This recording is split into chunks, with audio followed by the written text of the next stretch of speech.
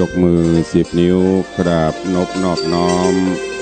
อย่างพระติรัตนเกี่ยวเจ้าตั้ง3 ประการอันมีพระพุทธพระธรรมพระสงฆ์อันเป็นสรณะที่เปิงที่เคารพนับถืออันสูงสุดในชีวิตกราบคารวะแตบไตไวสาปารมีธรรมพระมหาเถรานุเถระเจ้าคณะพระสังฆาธิการภิกขุสงฆ์สามเณรจุตนจุองค์โดยความเคารพขอเจริญสุขเจริญปอนสาธุชนญาติโยมถิ่นจองห้องวัดจุหนุ่มเท่าใจยิงก็ขอน้อมต้อนรับทุกท่านเข้าสู่รายการมรดกธรรมกำเมืองต่างสถานีวิทยุกระจายเสียงพระพุทธศาสนาแห่งชาติและสังคมคลื่นเพื่อการศึกษาพระพุทธศาสนาและวัฒนธรรมส่งสัญญาณออกอากาศจากสถานีวิทยุวัดฝ่ายหินตำบลสุเทพอำเภอเมืองจังหวัดเชียงใหม่สถานีวิทยุวัดหนองกายตำบลสันปะยางอำเภอแม่แตงจังหวัดเชียงใหม่สถานีวิทยุ CM77 วิทยุอินเทอร์เน็ตล้านนาสถานีวิทยุพระพุทธศาสนาจังหวัดเชียงรายตลอดจนวิทยุชุมชนเสียงตามสายห่อกระจายข่าวตามวัดตามวาตามหมู่บ้านต่างๆพร้อมกันนี้เจริญสุขเจริญปอนญาติโยมที่ได้ติดตามรับชมรับฟังกันทางเฟซบุ๊กเฟซไลฟ์ทางสถานีมรดกธรรมวัดวังสิงห์คำตลอดจนทางเฟซบุ๊กของวัดฝ่ายหิน104ธรรมะคลายเครียดและเฟซบุ๊กของญาติธรรมทุกท่านที่ได้กดแชร์กดไลค์ในกลุ่มเพื่อนๆรายการนี้ดำเนินโดยกล่าวกับผมอัตมภาพพระครูวิสิตศิลาภรณ์เจ้าคณะตำบลป่าแดดเจ้าอาวาสวัดวังสิงห์คำตำบลป่าแดดอำเภอเมืองจังหวัดเชียงใหม่เป็นผู้ดำเนินรายการก็น้อมนำเอาเสียงธรรมะแบบปืนบ้านล้านนามาพบปะกับทุกท่านเป็นประจำกุวันตั้งแต่เวลา6 โมงปลายสะหน่อยถึง7 โมงเจ้าโดยประมาณส่วนที่ติดตามรับฟังต่างคลื่น96ก็ติดตามในวันพฤหัสและวันศุกร์ตั้งแต่เวลาบ่ายโมงถึงบ่าย2 โมงวันเสาร์วันอาทิตย์ก็จะเป็นรายการข่าวสารงานบุญ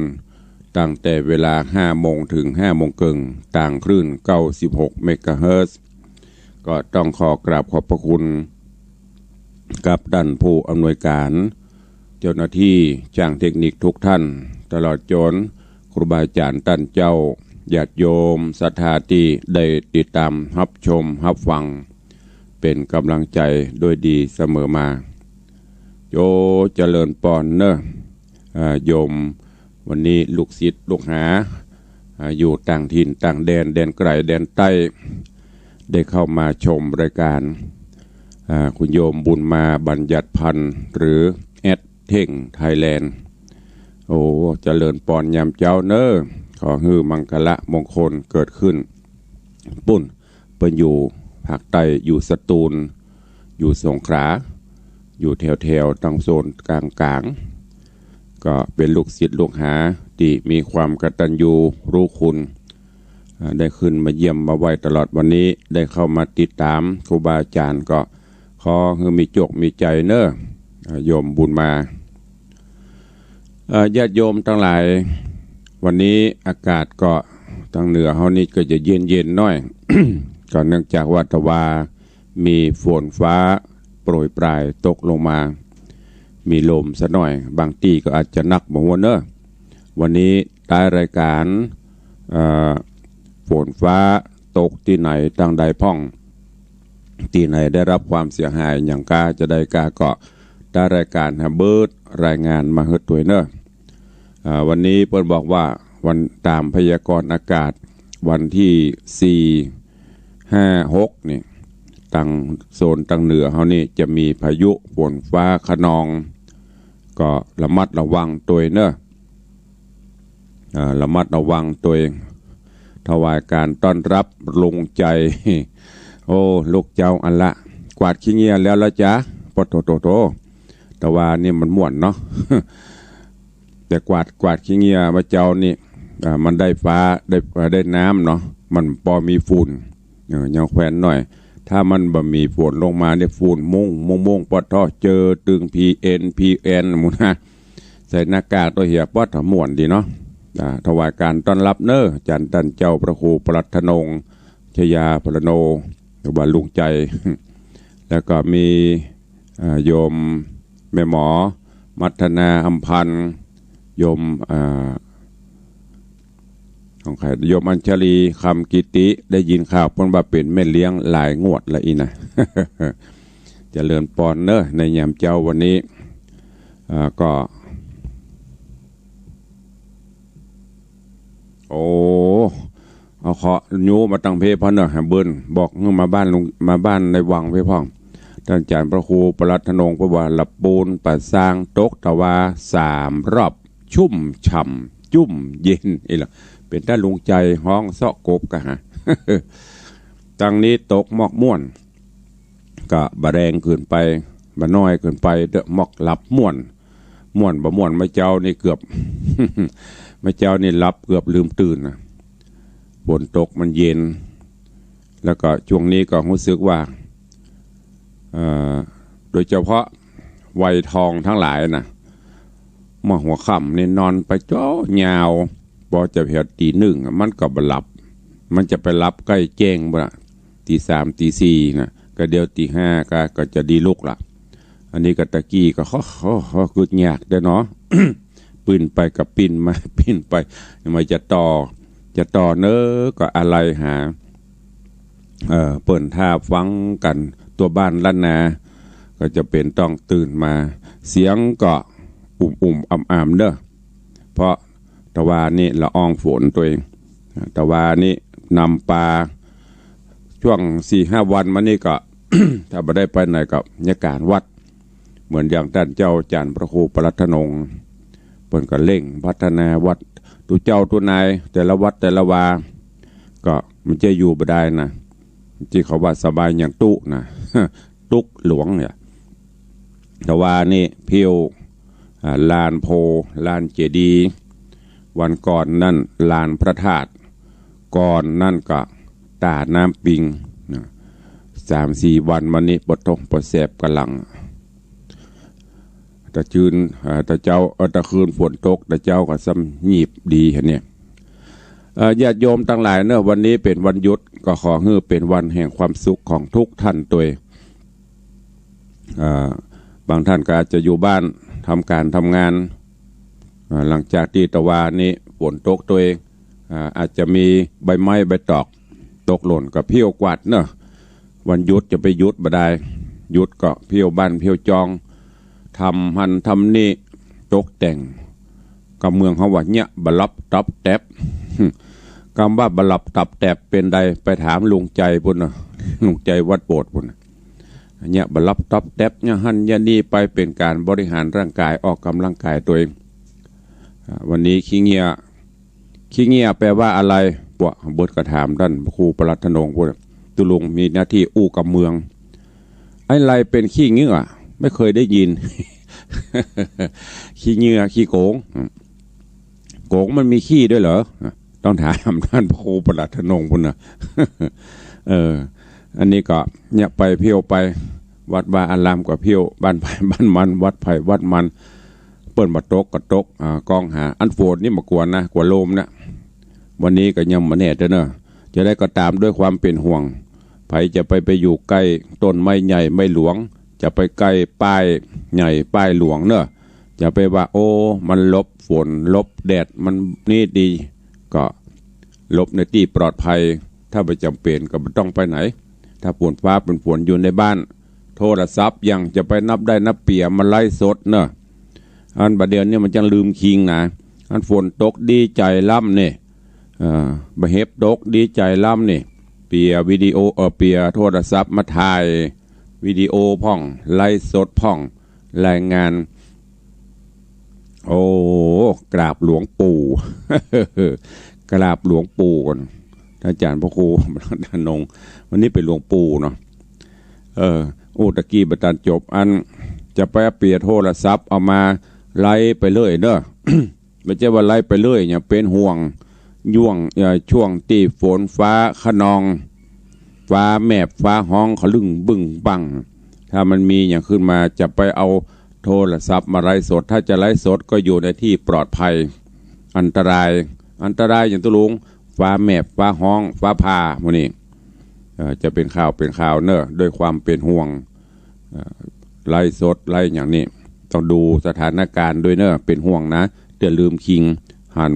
อันนั้นตกหันฝนตกดีใจฟังเปียมาถ่ายเป็นฟ้าแมบฟ้าห้องเป็นลมฟ้าลมฝนก็นี่ก็ขอแจ้งและก็เตือนญาติโยมศรัทธานาบุญหัดตัวเนาะโอ้เวลาก็ล่วงเลยไป6:20 กว่านาทีละก็ตักตายกันปอกวันเนาะส่วนพี่น้องที่จะเข้ามาชมทาง Facebook ก็เข้ามาได้เนอะแต่ว่าลืมชาร์จแบตเตอรี่เลยไม่ได้ไลฟ์สดพอวันนี้เต็มที่ทั้งสดทั้งแห้งก็คือทางวิทยุ วิทยุนี่มันไม่ได้หันแน่ถ้าทาง Facebook นี่ได้หันตัวแต่มันอู้กันต้องพิมพ์เข้าไปนะได้คนละอย่างนะวิทยุนี่โทรศัพท์เข้ามาอู้กันได้ วันนี้ฟังสุวรรณพรหมมาต่อจากที่แล้วหนที่แล้วผูกที่15จบไปละโอ้บจบตะบะเดียว18ผูกยังมีเจ้าภาพสักผูกเท่านั้นอาจารย์พระครูประหลัดธนงเนาะมูเฮานี่ฟรีๆนะหยวนนะไม่มีการเทศขององค์อื่นตนอื่นเปิ้นมีละคืนนี้วันนี้เป็นเจ้าภาพคนนั้นเป็นเจ้าภาพแต่ของตู้ลุงดักปิ้ง นี่อูเล่นบ่ได้มีกระจังหน้าที่ของเราคือเทศไปถ้าได้ก็แล้วไปไม่ได้ก็แล้วไป สุวรรณพรหมมาในตอนที่แล้วรับมาถึงที่บุคลปตะได้ไปปนห้องอย่างสั่งสอนน้อง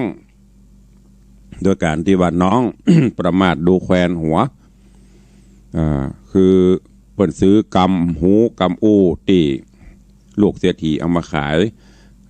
กำที่เปิ่นว่ายามพี่น้องเป็นดีอย่าได้ไปหาก็คือถ้าพี่น้องเป็นดีมีห้างอย่างเขาถูกหวยร้อยเบอร์เนี่ยมันทับไปหาแม้แต่หูว่าเขามีสตางค์ก็บัทับไปหา ยกเว้นท่านพระครูประหลัดธนงนี่เวลามีสตางค์ตุลุงมีสตางค์ไปยืมได้อยู่เพราะปูนปนโรยเลยหรอ เสียวกับเล่นยำเจ้าไปได้เนาะแม่นวลสิริหินเขียวกราบไหว้สาเจ้าโอ้หันเปิ้นไปแอวเปิ้นไล่สดเปิ้นอันนั้นก็ลง Facebook ไปดีข่อยเปิ้นเนาะไปเจ๋น้ำเจ๋อย่างบุญ ไม่เอาได้วังพ่อเนาะใกล้ปีใหม่ไม่เอาได้หัวได้วังพ่อง อันภาษาอังกฤษนี่นะตุลุงจังอ่านบ่ได้เลยบ่กล้าอ่านตัวอันนี้อย่าง PTU อ่านเป็นตัวนั้นได้แต่เอามาผสมนั้นบ่ได้แล้วก็บ่กล้าอ่านเฮ้ยกลัวมันผิด เอาเป็นว่าเจริญปอนเนอะยำเจ้าเดี๋ยวก็ถ่ายลิงก์ไปอันก็เดี๋ยวก็ถามพระครูประหลัดธนงอ่านว่าใดไปสอนน้องเพราะน้องประมาทดูแควนตอนก่อนนั้นนะเปิดเป็นเจ้าเมืองเหมือนกันโยมตูวิเวกอันนี้พิมพ์อย่างนี้แน่นใจดีนะแล้วถ้าภาษาอังกฤษนะมันใช่ภาษาเอากำเมืองถ้าเขามาแล้วใครจะเนี่ยแน่นใจโยมตูเนี่ยวิเวกครับ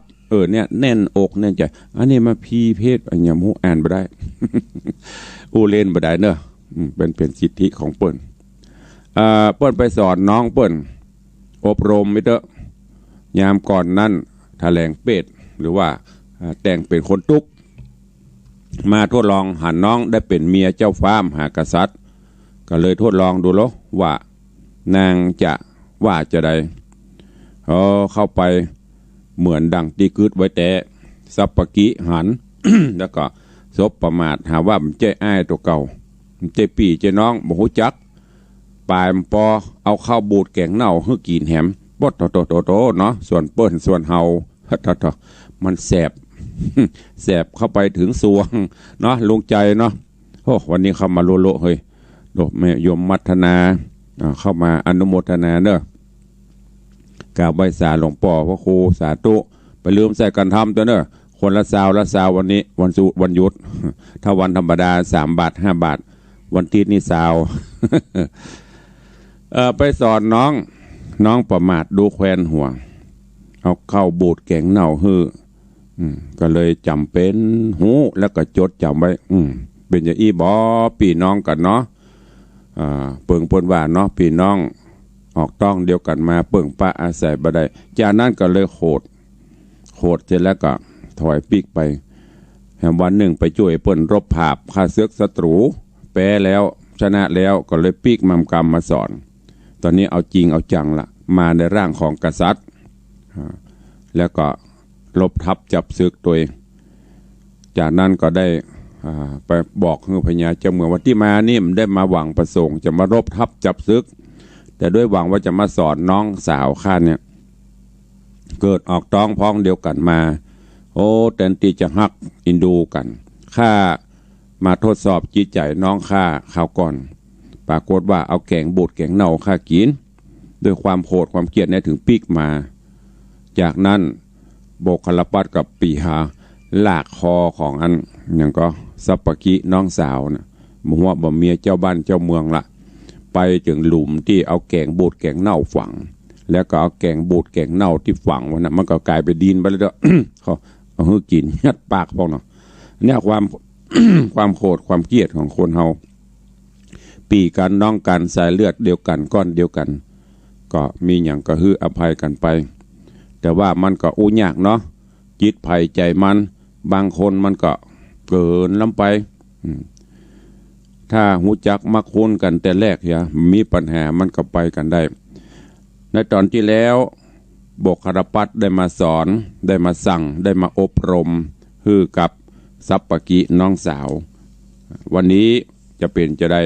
เจิญญาติโยมทั้งหลายเนอะฟังต่อในผูกทวนที่16 17 18ข้างแหม2ผูกไปก็จะจบแล้วเนอะเวลากระวยไปเรื่อยๆเหลือเวลาตอนนี้6:28 นาทีเจริญปอนโยมแม่สุปราณีรูมาโยมณภัทรปภาวริศเข้ามาตั้งเฟซบุ๊กเนอะก็อนุโมทนาบุญขอบคุณตัวครู รูบาอาจารย์ท่านเจ้าเฮาก็มาหลายรูปหลายตนหลายองค์ทั้งที่มากดแชร์แต่ไม่ได้คอมเมนต์ก็ไม่เป็นไรดีใจที่ได้เข้ามาเนอะถวายการต้อนรับทุกรูปถ้าเป็นถ้าเป็นไปได้ก็ถ้ามีอย่างก็เสียงตำสายหรือว่าบนห้องอย่างลูกศิษย์ลูกหาวันนี้หลวงพี่ชนดอกเปิ้นตั้งชื่อเปิ้นนะยิ้มไว้ไม่ทุกข์สนุกดีถูกต้องยิ้มไว้ก่อนน่าชื่นแต่อกตรมถ้าเปิดในวัดก็ได้เนอะเปิดลำโพงน้อยๆในวัดเนี่ยการไปตัวกวาดไปตัวพระเนนก็ได้ยิน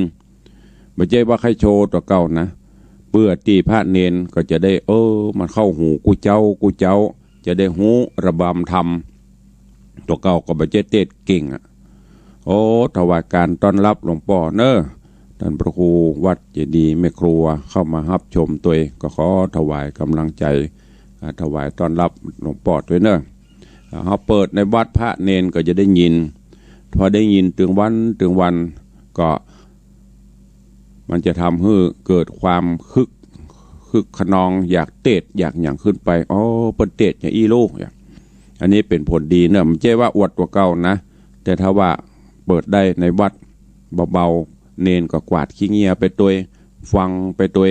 หรือศรัทธามาตานขันเข้าขันน้ำก็ฟังไปตัวแล้วก็แถมอย่างหนึ่งวัดบ่ได้ง่อมดีกว่าเอามาเปิดเพลงบึ้งบังนะนี่เปิดไว้ตลอดทุกวันก็ภายในวัดเฮานะเปิดเบาๆไปก็ม่วนตัวนี่ก็ฝากครูบาอาจารย์ตัวเนอะกราบขอบพระคุณหลวงพ่อธรรมครูวัดเจดีย์แม่ครัวตัวนะครับเนอะวันนี้ได้เข้ามาชมตัวกราบสาธุครับตอนนี้ไปเชิญทุกท่านสดับรับฟังสุวรรณพรหมมาในผูกทวนที่16ตอนที่1ณโอกาสบัดนี้ นะโมตัสสะภะคะวะโตอะระหะโตสัมมาสัมพุทธัสสะ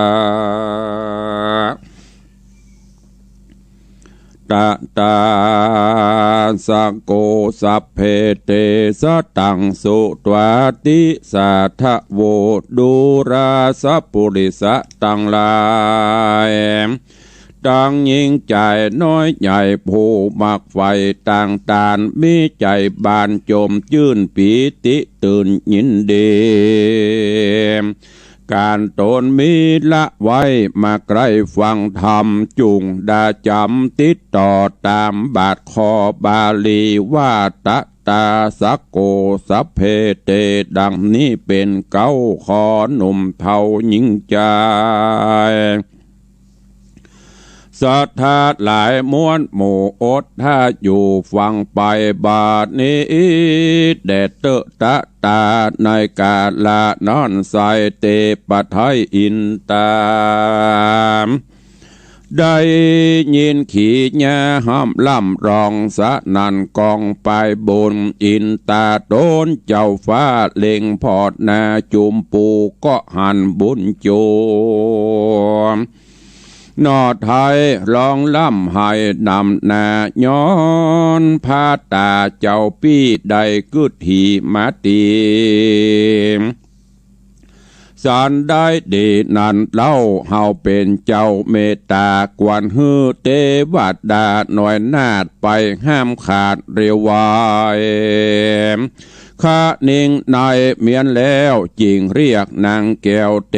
วดาตั้งหมู่มาพร้อมนาใครบอกว่าปันมาเก้าสุดปลายได้หูเขาม้วนหมู่เทวดากลัวนำนาแต่เล่าเขากลัวเจ้าโบกครปัตตาภัยอาสาภาพใดยามนั้นยังมีนาไทยบุญมี มีฤทธิ์หีหลายแหล่ภัยบอบแห่มาปานมีน้ำขานกล่าวถอยว่านางนอน้อยสังขยาม นางหากอาสามาภาพเฮือสลาบบัดเดียวอินตาเขียวทิราชก็ฮือนางนาดลงสู่ยังที่อยู่มนุษย์สามนางสังขญาบอดใดลงสู่นาเมืองโคนกันนางตาโมนมารอดก็เตียวด้านสอดพันภายนางจะหลายบอกขาดด่าเจ้าหน่อยนาดลายตีว่าเป็นใจดีพงออกอกสามศอกลำลุลำสันมาเต็กวันนางยิงหรือบ่หูคิงหูตัวเป็นเมาหัวเมาว่าเราคืนลับบ่ตื่นฝันไปแลนะตังสุตวาดในกาลานั่นใส่เจ้าหนอดไทยโบกคารปัตตาได้ยินขี่ญากล่าวถอยแห่งนางยอดซอยเทวดาเย็นโกธาโคดใหม่สวะนางหนอไทยสัปปกิหล่อเข้าติไล่ตีนางบุญมีบ่จ้านางหนอลาเทวดาก็รีบไกลกรารีบหนีเจ้าบุญมีก็เลยไล่ไปพับไข่แห่งห้องโคงแห่งห้องแดนดินนางเป็นตุกขินหลายหลากตุกลำบากเครื่องกาลบหลีกไปจะใจบ่อาจโป้นใดนำนาตาน้อยกาดละนอนใสยังมีห่างตุงใหญ่ติบเกี่ยวกอดวันเสียวสอดนางไว้บ่หื้อนางได้ไปไหนเจ้าห่อใจยศอาจกันไปตันนางนาดดังอันก็โอดกันตามใจแล้วปล่อยนางไปบ่จะและนาบที่นั่นหมู่นางเทวดาทั้งหลายอันโยญาติยายบนฟ้าหันนางนอดลาสังขญาหือมนุษย์สากรรมกอดเอาตุ่มตอดลงไปเป็นสารได้นั่นใส่ปากันใครหัวใส่สะสาวห้องเอิ้นเป่าสัญญาว่าใดเป็นเทวดาบุญกว้างใจฝ่ายอ่างต่างถอยกับใจหนุ่มน้อยโลกใดปาหืดใดเสียสะเลรูปโฉมดีใจจาริดหีกล้านำนางสังขญาเทวดายินละอาเปิดนาบ่จางว่ากรรมได้บ่อาจจักไปถึงไปเมืองฟ้าเลยอยู่ป่าดงนาเป็นรุกขาเทวดาแต่นั้นมาก่อนกี่ถึงเดี๋ยวนี้ปัจจุบันก็มีหันและนาตีนั้นเจ้าโบกคารปัตตากันว่าสวะนางสังขญานอลากามเกียรติเก่าโกธาก็ไกลกลากลอยกลาดหนีเสียงขาดไปปันใจบ่หวันโคตรกลาต่อนางนอลาบุญนาส่วนวาดนางสัปปกินั่นนาดลำบากได้โป้นจากเครื่องขี่ย้อนบุญมีหลายจาดอันนางนาดปั้มเป่งมานั่นแหละนาโจตะโกแม่นมีผู้มาจากกล่าวใครหูข่าวปังหลังว่าเป็นบุญนาสั่งเลือดล้ำมาช่วยกำนางนาดได้โป้นขาดอนตรายบ่เถิงตายมวยมังย้อนเจ้าจ้างบุบตีมีนางเทวดาดีช่วยไว้อันจา กวนไข่จากล่าวแก่เหือแจ้งแน่ตามธรรมกวนไข่กำดังนี้ว่าแต่ก่อนกี่เดิมมานางเทวดานอนเล่าเป็นแม่เก้าเจ้าเหือนมีเข้าของเกินใจใจบ่หอนใดเครื่องขีมกระตำบุญมีบอกขาดได้หือภาษาเป็นตานอยู่เมินนานหลายหลากกันไกลจักพรากใจตายใจนางหมายไปสู่อย่างที่อยู่ส่วนกว้างบอกกึดอ่างต่างตานกันอนิจจการตายไปจิตอะไรบอกเหือดจริงได้ไปเกิดเป็นหอยอยู่ตามฝอยใบแย่บ่เนินจะนำหน้ายังมีใจผู้นึ่งหน้าผิวกวาดหือมันสะอาดงามตาก่อนว่ากวาดมาพร้อมแล้วกวาดตั้งหอยเกี้ยวตายไปแล้วเอาไฟจิใส่เปลวไฟใหญ่ลูกคอนเผาหวยห้อนแน่นมันจิ้งไข่กำล่ำรองดังปิกปิกกองดังปิกปิกกองแดนไกลดูเสียงใสแต่เล่านางนอดเนาสัปกิบุญนาได้ยินเสียงมาทวนทีสังกาตีเหลือใจรีบฟังเข้าไปยื้อพอก็หูว่าต่อว่าหอยอยู่ที่ฝอยใบไม้นั้นนาไฟปอไม้เป็นควันจริงเร็วปันไปสู่ยังที่อยู่แม่น้ำเอาหอยเจ้จำเป็นไม้หอยนั่นก็มารอดตายคืออื่นมา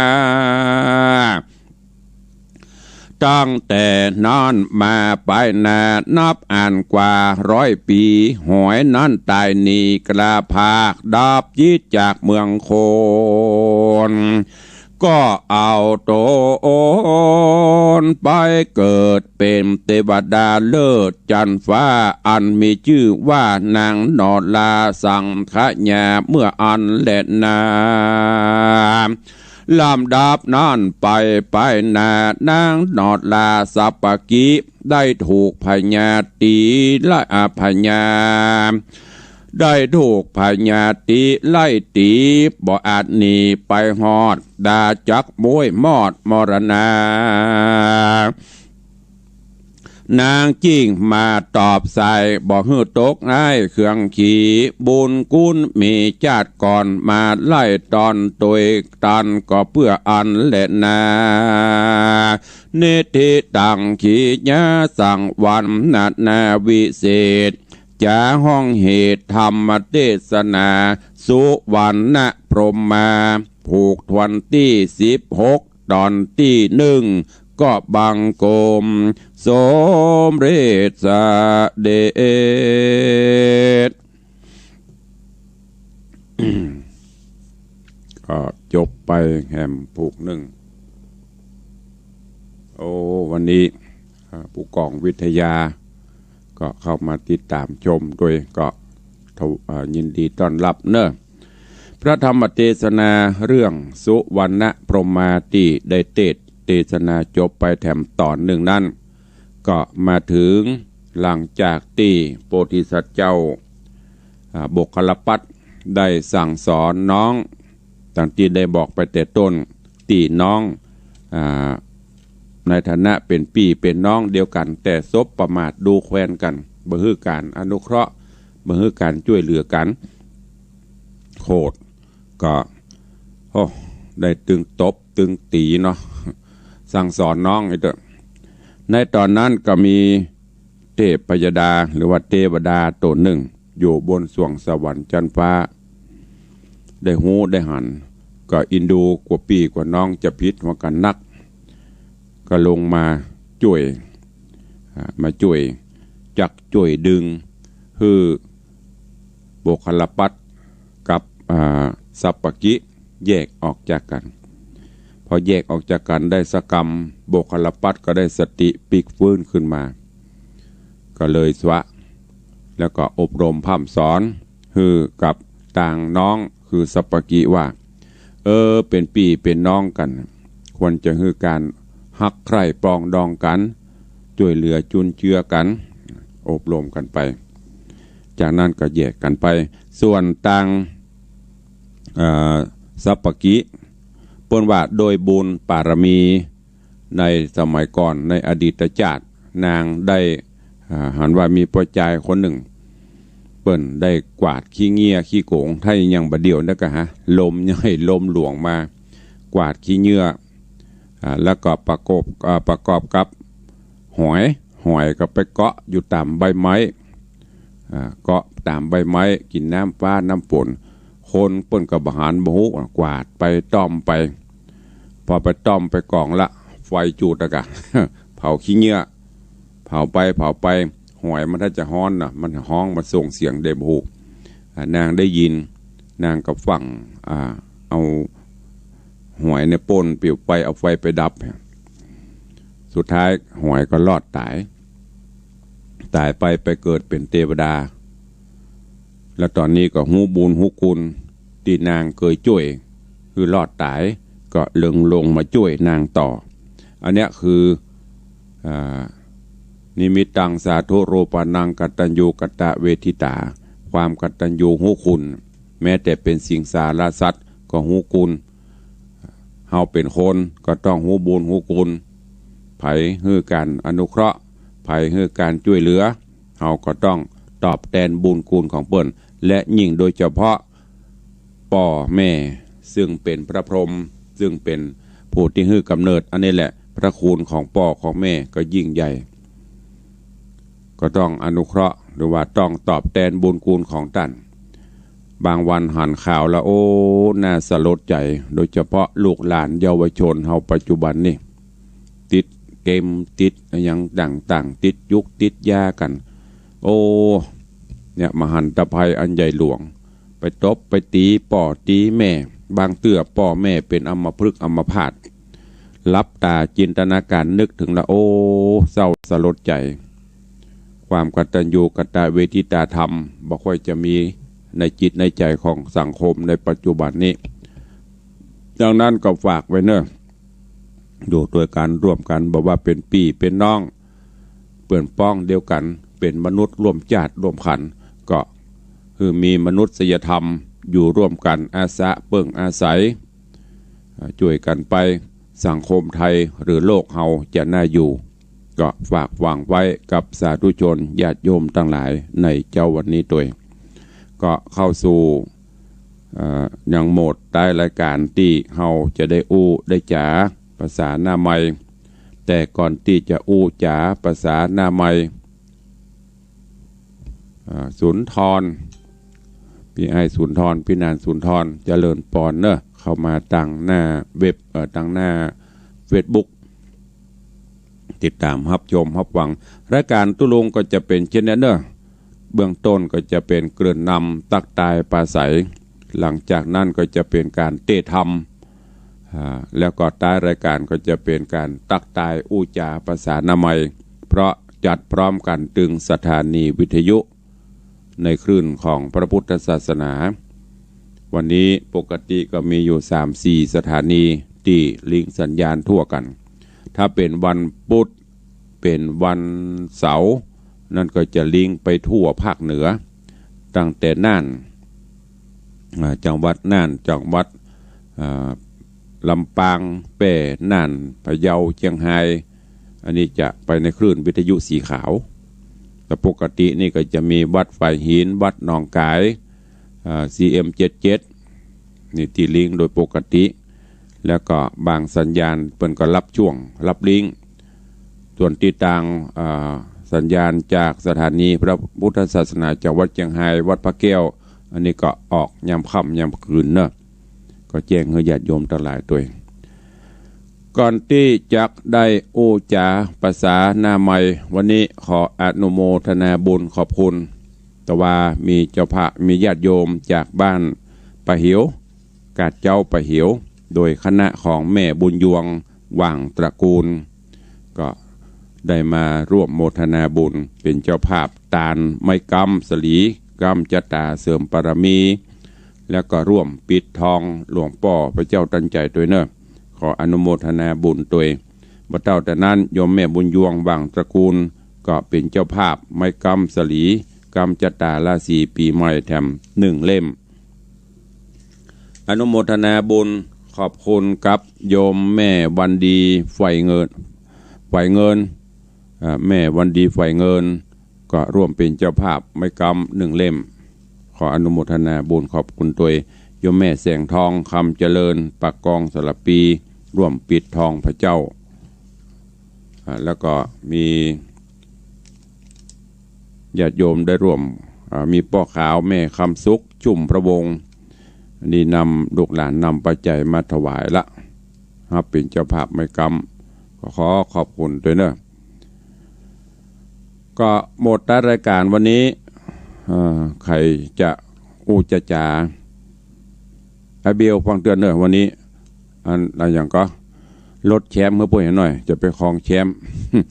แน่ละกองขับป๊อปก็ได้ไอเบลเข้ามาแล้วเล่นบ่ได้ไผ่ก็ได้081783วันนี้ไอเบลประธานรับเลี้ยงเข้ามาก่อนเจริญปอนวันนี้แสงคิวบนเนี่ยไม่สาวันนี้จุ่มเย็นเด้อในวังเนาะนั่นน่ะฝนตกรักษาสุขภาพไปเรื่อยเสี่ยงกับพิษไปเหมือนกันเด้อวันนี้เกือบบรรลุละเกิดไปเกิดมาอินดูสถาลุกมาเสียงเปลี่ยนสาธุอนุโมทนาเนอเลี้ยงเนอ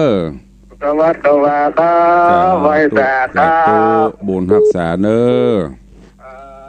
ดีแต่สอนดีแต่สาธุบุญรักษาอนุโมทนาต่อไปวันนี้ไอเบียวตกหลอบก็เลยบอกไอเบียววันเดียวเจริญปอนเจ้าต้องชกเปิงให้กระตกหน่อยเนอะชกเปิงฝนตกชกเปิงตะแกงสาธุเนอเจ้าชกเปิงฝนตกเจริญปอนสายต่อไปสาธุเจ้าเจริญปอนจากไหนเอ่ยอันนี้โยมอัญชลีจะเอาไม้กำนะเจ้าลูกบ่าวแม่เลี้ยงอัญชลีคำกิติบุญนำพาเจ้าดีละบุญตลอดเจ้าวันนั้นไผ่ก็มาไผ่โทรเข้ามาน้องสาวอันนั้นเดี๋ยวจะไปตัวเพื่อนท่านจะจวนมันอันเดียวมันเลี้ยงประตูหวยเจืออีหรอเจ้าสาธุเนอะจะไปวันที่6เลยเจ้าได้วันที่6วันจักรีท่านอยู่เนาะท่านจะมีงานอยู่วัดนี่ก็วันที่6เจ้าจะเข้าไปวันที่6เจ้าโยมพี่1 เล่มเนาะเจ้าเอาให้ลูกบ่าวเนอะมงคลคำกิติถึง2นะสะดวกกันนะกันเนาะเจ้ามีแม่แล้วก็มีลูกแล้วก็ลูกสะใภ้หลานอย่างกะเดี๋ยวก็แล้วแม่นี่จะแม่นี่เขียนเดี๋ยวก็มาเขียนเจ้าแม่นี่จะไปทำบุญนั่นเนี่ยเหรอปิดทองปิดทองได้เจ้าวันที่6จะไปเจ้าสาธุเจ้าสาธุขอบคุณเนอะกับโยมปีอัญชลีคำกิติ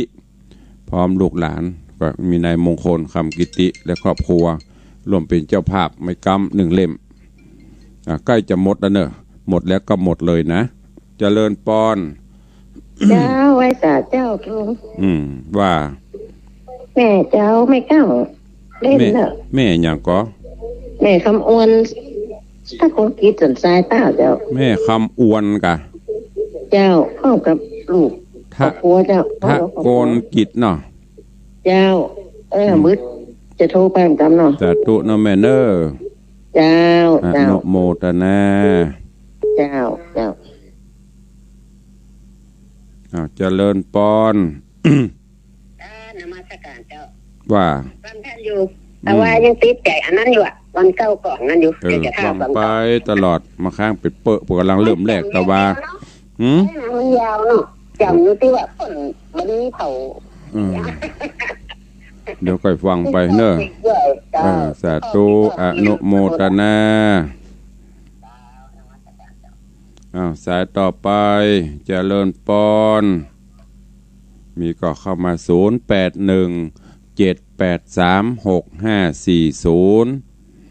ขอบคุณเนอะโยมปีอัญชลี คำกิติโยมมงคลคำกิติและครอบครัวลูกหลานได้ร่วมเป็นเจ้าภาพไม้กำ1 เล่มแล้วก็จะมาร่วมปิดทองพระเจ้าตัวในวันที่6ขอบคุณโยมแม่คำอวนทักโกนกิจเมืองเป้าร่วมเป็นเจ้าภาพไม้กำ1 เล่มแต่ว่าได้รับแจ้งว่าปุ้นโยมอยู่อย่างตั้งภาคอีสานชัยภูมิกับว่านครพนมเนี่ยเพิ่นว่ารับฟังสถานีอย่างจำไม่ได้ละบอกว่าถ้าฟังอยู่เมตตาโทรเข้ามากับเปิ้นโทรเข้ามาปนแล้วรายการนะมาฟังจากคนตั้งเหนือเขาเนี่ยแต่เปิ้นไปสร้างเขื่อนสร้างอย่างตั้งอีสานติดตามรับฟังทางวิทยุยังสะดุ้งอยู่โหขึ้นวิทยุไปแผ่ปุ้นกันแสดงว่ามีสถานีอื่นเปิ้นเกาะสัญญาณไปก็ดีใจตัวถ้าฟังอยู่ก็เมตตาโทรเข้ามาห่วมรายการตัวเนอะเอาใครจะอู้จะจาตัวตุลุงเข้ามาเนอะ0817836540พี่ไอ้สุนทรอันไม่กำก็จะหมดแล้วเนอะทำมาจ้ากับบัตตันเพิ่นเนอะเรือแถมบากีเล่มละหมดแล้วก็หมดเลยเพราะบ่ได้ทำไว้นัก ทำไว้เต้าที่คนเฒ่าคนแก่ทำได้เจริญปอนว่า